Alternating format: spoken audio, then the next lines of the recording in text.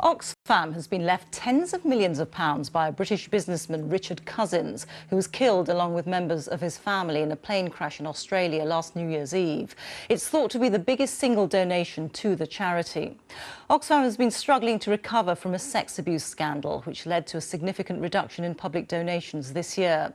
This summer, Oxfam announced it had to make cuts of £16 million. Richard Galpin has the story.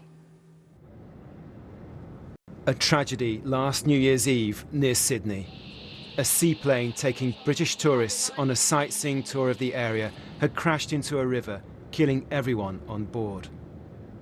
The businessman Richard Cousins was head of one of the world's largest catering companies. With him in the plane were his two sons, Edward and William, and his fiancée, Emma Bowden, and her daughter, Heather. The UK actually is doing extremely well. Mr. Cousins was known for his humanity.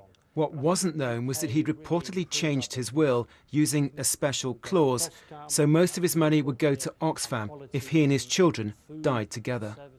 A common tragedy clause is just a clause stipulating who the beneficiaries will be if your immediate family were to all pass away at the same time.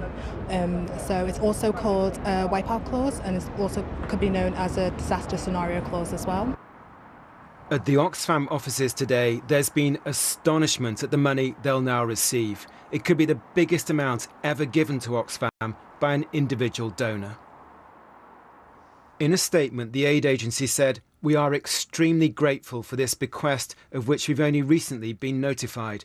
We're working with the family and our board of trustees to identify how the money will be used."